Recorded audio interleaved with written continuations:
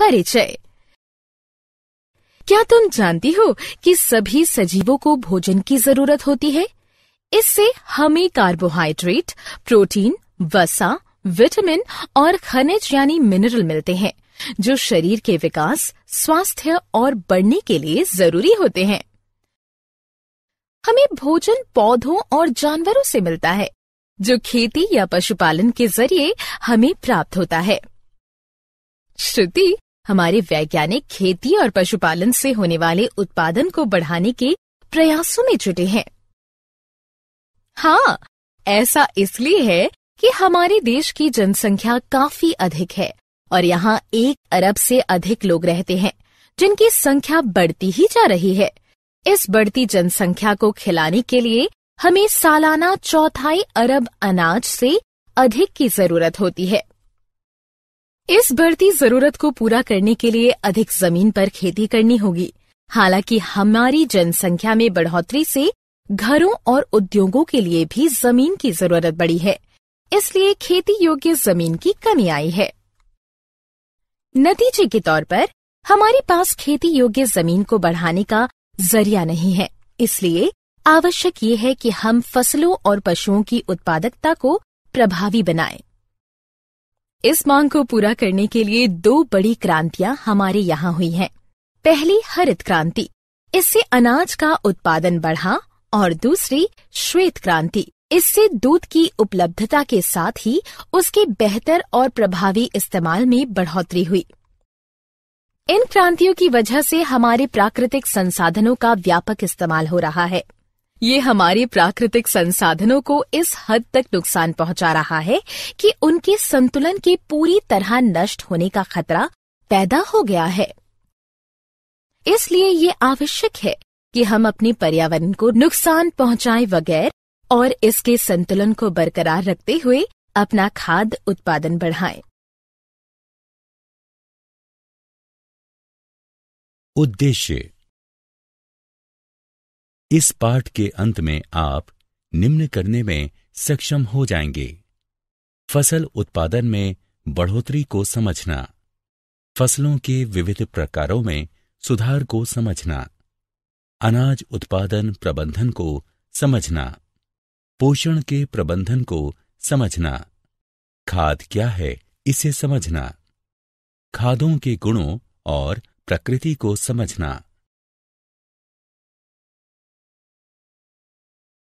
सिंचाई की प्रक्रिया को समझना, उपज के प्रारूप को समझना, फसल सुरक्षा के प्रबंधन को समझना, फसलों के भंडारण के तरीकों का अध्ययन करना। फसल उत्पादन में सुधार। हम सभी जानते हैं कि गेहूं, धान, मक्का, बाजरा और ज्वार हमारी ऊर्जा जरूरतों के लिए कार्बोहाइड्रेट प्रदान करते हैं। चना, मटर, उड़द, मूंग, अरहर और मसूर जैसी दालों से हमें प्रोटीन मिलता है। इसी तरह सोयाबीन, मूंगफली, तिल, रेंडी यानी अरंडी, सरसों, अलसी और सूरजमुखी जैसे तिलहन उत्पाद हमें जरूरी वसा देते हैं। हम जानते हैं कि फल, सब्जियों और मसालों से हमें कई सारे विटामिन और लवण के साथ ही छोटी मात्रा में प्रोटीन, कार्बोहाइड्रेट और वसा भी मिलते हैं। कुछ जानवरों के लिए कई अनाज जैसे जई, बरसीम और सूडान घास को खाद्य के तौर पर उगाया जाता है।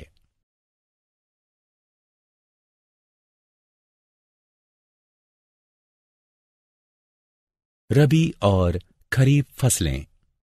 क्या आप जानते हैं कि अलग फसलों के लिए अलग प्राकृतिक वातावरण, तापमान और अवधि की जरूरत होती है ताकि उनका उचित विकास हो और जीवन चक्र पूरा हो सके। हमने पहले ही अध्ययन किया है कि पौधों और फूलों का विकास सूरज की रोशनी पर आश्रित है। कुछ अनाज बरसाती मौसम में बोए जाते हैं, उनको खरीफ फसल कहते हैं, जिसका समय जून से अक्टूबर तक होता है। धान, सोयाबीन, अरहर, मक्का, कपास, हरा चना और उड़द को खरीफ की फसल कहा जाता है। कुछ फसलें जाड़ों में उगाई जाती हैं, जिसे रबी का मौसम कहते हैं। ये नवंबर से अप्रैल तक होता है। गेहूं, चना, मटर, सरसों और अरंडी आदि रबी की फसलें हैं। भारत में 1960 से सन 2004 तक अनाज उत्पादन में 4 गुना बढ़ोतरी हुई है, जबकि कृषि योग्य भूमि में केवल 25% की बढ़ोतरी हुई है। कृषि कार्य को 3 चरणों में बांट सकते हैं। पहला, बोने के लिए बीजों का चयन। दूसरा, फसल की रोपाई के बाद देखभाल का चरण है। तीसरा चरण फसल के विकसित होने और कटाई के बाद उसकी सुरक्षा का है। इसीलिए अनाज उत्पादन को सुधारने की मुख्य गतिविधियों को निम्नांकित में बांट सकते हैं। फसल की किस्मों में सुधार, फसल उत्पादन में सुधार, फसल सुरक्षा का प्रबंधन। फसल की किस्मों में सुधार। अच्छी उपज देने वाली फसल की किस्म का चुनाव कई तरह या प्रकार की फसलों के बीच से किया जाता है। इन्हें कई गुणों जैसे बीमारी प्रतिरोधक क्षमता, खाद के साथ अभिक्रिया, उत्पादन की गुणवत्ता और ऊंची उपज इत्यादि के आधार पर उपजाया और छांटा जाता है। वांछित गुणों को फसल की किस्मों में डालने की पहली विधि वर्ण संकरीकरण या हाइब्रिडाइजेशन है। वर्ण संकरीकरण का मतलब आनुवंशिक तौर से भिन्न पौधों का युग्मन करना है। वर्ण संकरीकरण अंतर प्रजातिक 2 अलग प्रजातियों, अंतर जातीय यानी एक ही जीन की 2 अलग नस्लों और अंतरवंशीय यानी अलग अलग जीन वाले हो सकता है। फसल को सुधारने का दूसरा तरीका ऐसे जीन को उनमें डालना है जो वांछित फल दे सकता है। इससे जीन संवर्धित फसलों की प्राप्ति होती है। फसलों की पैदावार और बुआई के तरीके मौसम, मिट्टी की गुणवत्ता और पानी की उपलब्धता पर निर्भर करते हैं। चूंकि सूखा और बाढ़ जैसे हालात अप्रत्याशित हैं, तो विभिन्न प्राकृतिक हालात और लवणीय मिट्टी आदि के प्रति सहनशील किस्मों को उपयोगी माना जाता है। फसलों की किस्म सुधारने के कारक। फसलों की किस्म सुधारने के लिए कई कारक जिम्मेदार हैं। इनमें से कुछ इस प्रकार हैं। ऊंची उपज फसलों की प्रति एकड़ उत्पादकता बढ़ाने के लिए फसलों की किस्म को सुधारा जाता है। सुधरी गुणवत्ता। हर एक फसल की गुणवत्ता दूसरे से अलग हो सकती है। गेहूं में पकने की खासियत, दाल में प्रोटीन, तिलहन में तेल का होना और फल एवं सब्जियों में भंडारण की गुणवत्ता का होना बहुत जरूरी है। जैविक एवं अजैविक प्रतिरोध। विभिन्न हालात में अनाज उत्पादन कई सारे जैविक और अजैविक तनाव एवं कारण से कम हो सकता है। इसीलिए इन जैविक जैसे बीमारियां, कीड़े और कृमि और अजैविक जैसे सूखा, लवणीयता, बाढ़, ठंड और पाला, इन कारकों की प्रतिरोधी किस्मों का विकास हो तथा उत्पादन बढ़ सके। परिपक्वता। अवधि में परिवर्तन। अनाज उत्पादन की लागत कम करने के लिए कम अवधि की नस्लों को विकसित करना होगा। एक जैसी परिपक्वता अवधि कटाई की प्रक्रिया को आसान बनाकर इस दौरान होने वाले नुकसान को कम करता है। व्यापक अनुकूलन। ऐसी नस्लों को विकसित करने की जरूरत है जो विभिन्न पर्यावरणिक स्थितियों में भी जीवित रह सकें। वांछनीय कृषि आर्थिकी लक्षण। चारा देने वाली फसलों को लंबा और कई शाखों से युक्त होना चाहिए, जबकि अनाज के पौधों को बौना होना चाहिए ताकि ये जमीन से कम पोषक तत्वों का शोषण कर सकें। इसीलिए वांछनीय कृषि आर्थिकी लक्षणों से युक्त नस्ल का विकास उच्च उत्पादकता के लिए सहायक होता है। फसल उत्पादन प्रबंधन। भारत में छोटे से लेकर बहुत बड़े जोत यानी खेत मौजूद हैं। छोटे किसानों के पास बड़े किसानों की तुलना में कम जमीन, पैसा और सूचना तकनीक तक पहुंच होती है। उच्चतर निवेश और उपज में एक अंतर संबंध है। किसान की वित्तीय स्थिति निवेश की क्षमता को निर्धारित करती है, जिससे आखिरकार खेती की व्यवस्था और उत्पादन के तरीके तय होते हैं। इसलिए उत्पादन के तरीके विभिन्न स्तरों के हो सकते हैं। कोई लागत नहीं वाला उत्पादन, कम लागत वाला उत्पादन और उच्च लागत वाला उत्पादन का तरीका।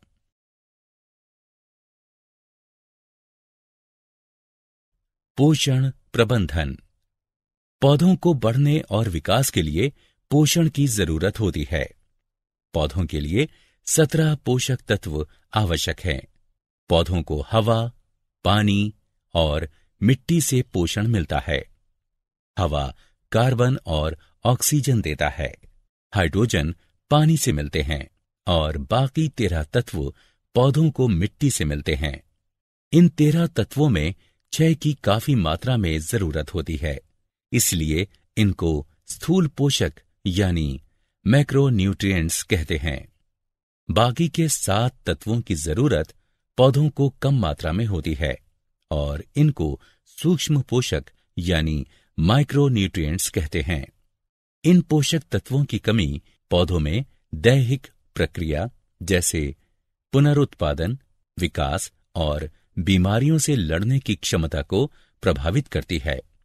उपज को बढ़ाने के लिए मिट्टी को खाद और उर्वरक के तौर पर मिट्टी में इन पोषक तत्वों को दिया जा सकता है।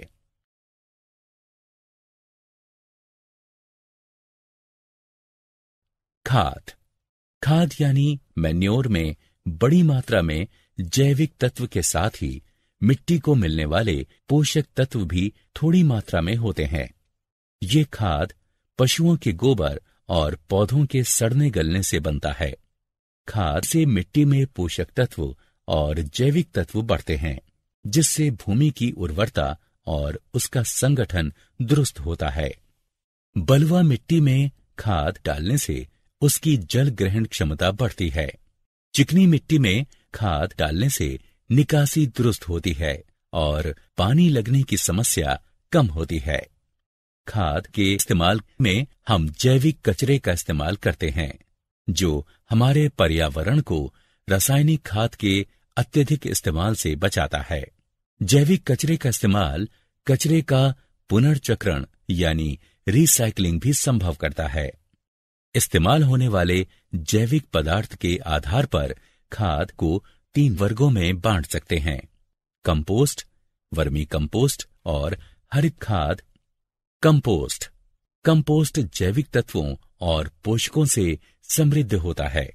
यह गोबर, घरेलू कचरे, नाले की गंदगी, पुआल, उखाड़े, खरपतवार इत्यादि से बनता है, जिसे एक गड्ढे में सड़ाया जाता है। वर्मी कंपोस्ट पौधों और पशुओं के गोबर को तेजी से सड़ाने के लिए जब केंचुओं का इस्तेमाल किया जाता है तो उसे वर्मी कंपोस्ट कहते हैं। हरित खाद फसलों के बिचड़ों की बुआई से पहले ग्वार और कुछ खरपतवार खेत में उगाते हैं, जिसे मिट्टी में हल चलाकर मिला दिया जाता है। ये हरे पौधे इस तरह हरित मैन्योर में बदल जाते हैं, जो मिट्टी में नाइट्रोजन और फास्फोरस की मात्रा बढ़ाने में सहायता करते हैं।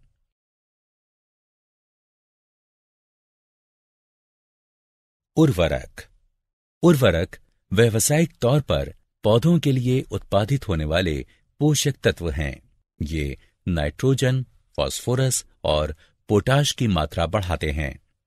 ये बेहतर वानस्पतिक विकास, पत्ते, शाखाएं और फूल को सुनिश्चित करने के लिए इस्तेमाल किए जाते हैं, जिनसे स्वस्थ पौधे बनते हैं।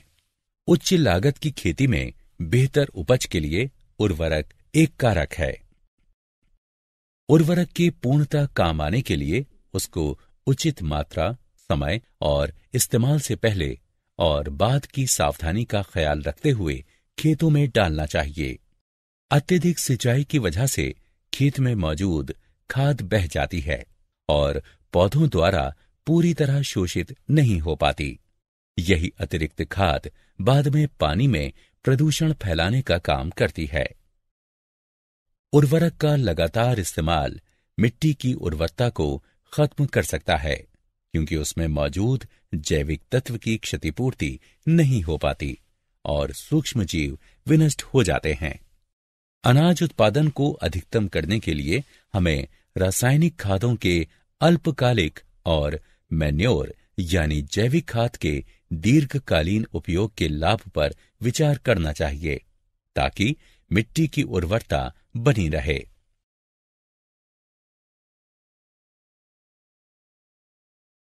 जैविक खेती।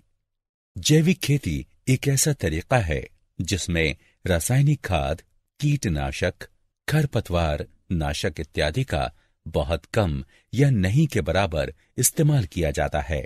साथ ही इसमें जैविक मैन्योर, पुनर्चक्रित कृषि कचरा, पुआल और गोबर आदि नीले हरे शैवाल को सुखाकर जैविक खाद के तौर पर पर्याप्त मात्रा में डाला जाता है।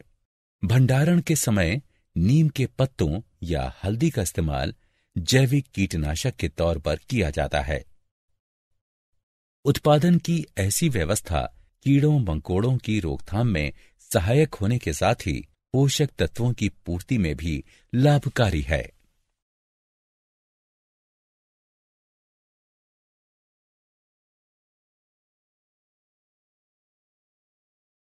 सिंचाई। फसलों तक नहरों, जलाशयों, कुओं, ट्यूबवेल वगैरह के माध्यम से पानी पहुंचाने की तकनीक को ही सिंचाई कहते हैं। सिंचाई इन वजहों से महत्वपूर्ण है: जरूरी तत्वों का वितरण, बीजों का अंकुरण, विकास, पोषक तत्वों का अवशोषण।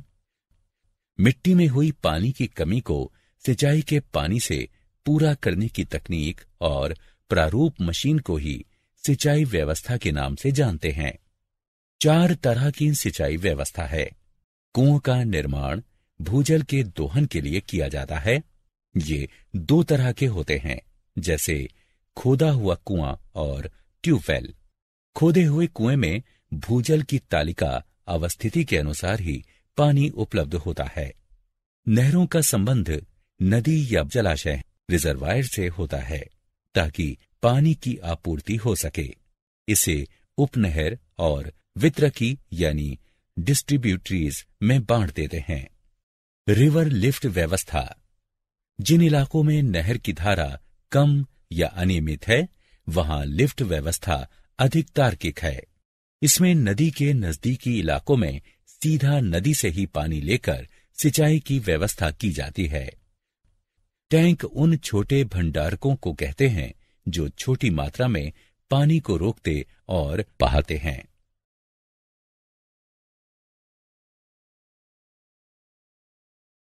बुआई के प्रारूप या पैटर्न। फसलों की बुआई के विभिन्न तरीके अपनाए जा सकते हैं ताकि अधिकतम लाभ मिल सके।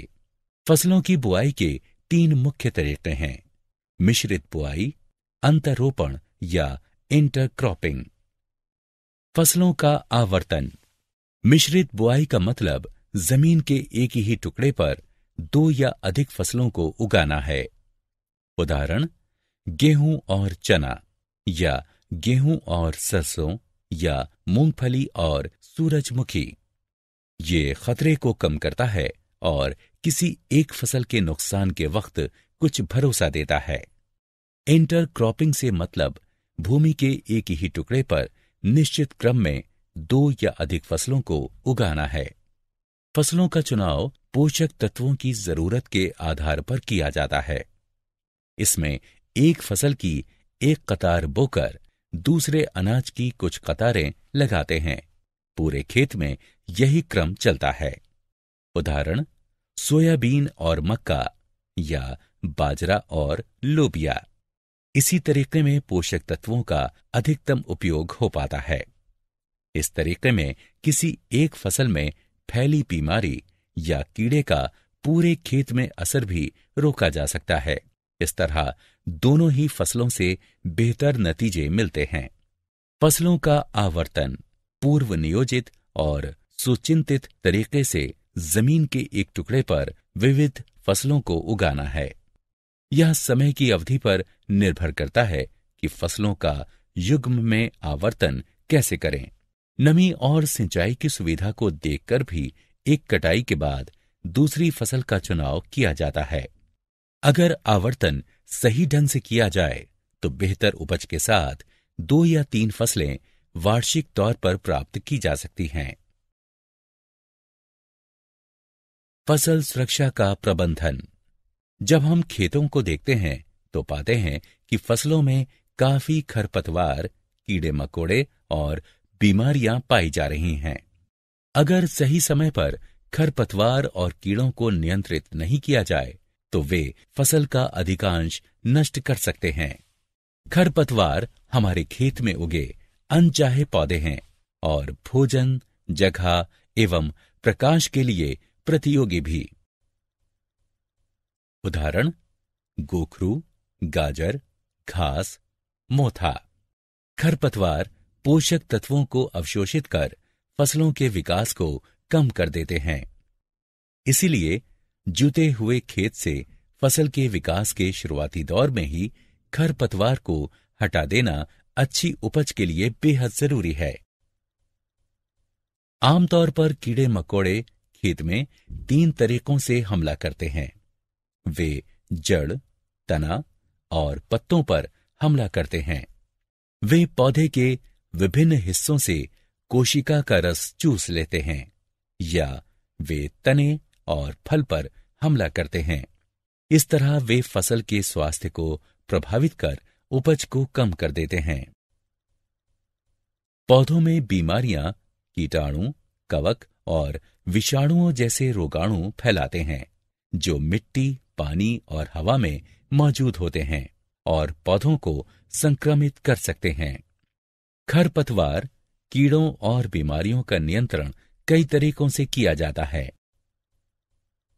सबसे आम तरीका कीटनाशकों का इस्तेमाल करना है, जिसमें कवकनाशी, कीटाणुनाशक और पादप कीटनाशक शामिल हैं। ये पौधों पर स्प्रे किए जाते हैं या मिट्टी और बीजों के शोधन में इस्तेमाल होते हैं। जैसा कि हम सभी जानते हैं, इन रसायनों का अधिक इस्तेमाल समस्या पैदा करता है क्योंकि वे कई पौधों और जानवरों के लिए विषैले होते हैं और पर्यावरण में प्रदूषण फैलाते हैं। खरपतवार नियंत्रण के तरीकों में मशीन से उनको हटाना भी शामिल है। आपको ये भी जानना चाहिए कि खरपतवार का नियंत्रण भूमि की अच्छी तैयारी, समयानुकूल बुआई, इंटरक्रॉपिंग और फसल आवर्तन, बीजों के प्रतिरोधी किस्मों के इस्तेमाल या गर्मी में गहरी सिंचाई के तरीकों से भी किया जा सकता है। अनाज का भंडारण। कृषि उत्पादों में भंडारण का नुकसान बहुत अधिक हो सकता है। इस नुकसान के लिए जिम्मेदार कारक जैविक कीड़े, कुतरने वाले जानवर, कवक, दीमक और जीवाणु तथा अजैविक भंडारण की जगह में अनुचित नमी और तापमान दोनों तरह के होते हैं। आप जानते हैं कि ये कारक गुणवत्ता में कमी, वजन में गिरावट, रद्दी उर्वरता, उत्पाद का फीका पड़ना वगैरह के जिम्मेदार होते हैं और आखिरकार इन सब से उत्पादों की बिक्री पर संकट आता है। इन कारकों पर उचित उपचार और गोदामों के व्यवस्थित प्रबंधन से काबू पाया जा सकता है। नियंत्रण और निरोध के उपाय अनाज के भंडारण से पहले अपनाए जाते हैं। इनमें शामिल हैं भंडारण से पहले उत्पाद की सख्त सफाई, पहले धूप और फिर छांव में उत्पाद को सुखाना और कीड़ों को मारने वाले रसायनों का धूमन।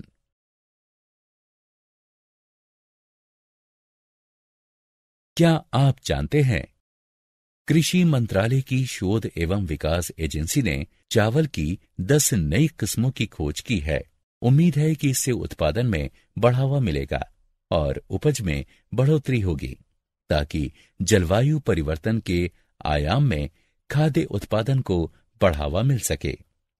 ये किस्में हैं वर्षा, धनु, शिंगम, कुंजु कुंजु, वर्ण, कुंजु कुंजु प्रिया, गौरी और श्वेता। इसी तरह श्री अरुण और श्री वरुण मीठे आलू की नई किस्में हैं।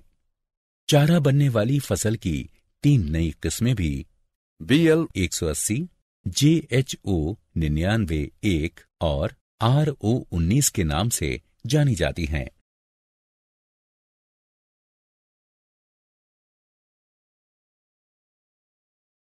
सारांश। आइए हमने जो कुछ सीखा है उसे संक्षेप में दोहराएं। फसलों के लिए आवश्यक 13 पोषक तत्व हैं। इनमें से 6 काफी मात्रा में आवश्यक हैं, जिनको स्थूल पोषक के नाम से जानते हैं, जबकि बाकी 7 तत्वों की कम मात्रा में जरूरत होती है। मैन्योर और खाद फसलों को पोषक तत्व देने के मुख्य स्रोत हैं। जैविक खेती एक ऐसा तरीका है जिसमें खाद, कवकनाशी, कीटनाशक आदि के तौर पर रसायनों का कम से कम या बिल्कुल ही नहीं उपयोग किया जाता है। जैविक खाद, पुनर्चक्रित कचरे और खेती के स्वस्थ तरीकों का इसमें अधिकाधिक इस्तेमाल होता है। मिश्रित खेती एक खास खेत पर कृषि उत्पादन के साथ ही पशुपालन इत्यादि इकट्ठा करने को कहते हैं।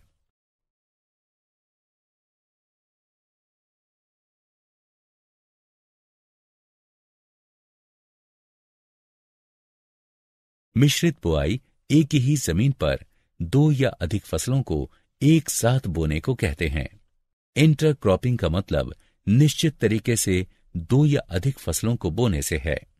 फसल आवर्तन का मतलब जमीन के एक टुकड़े पर विभिन्न फसलों को निश्चित तरीके से एक के बाद एक बोना है। उच्च उत्पादन, अच्छी गुणवत्ता, जैविक और अजैविक प्रतिरोध, पकने की अवधि को कम करने, व्यापक अनुकूलन और वांछनीय कृषि आर्थिक गुणों की प्राप्ति के लिए गुणवत्ता में बढ़ोतरी आवश्यक है।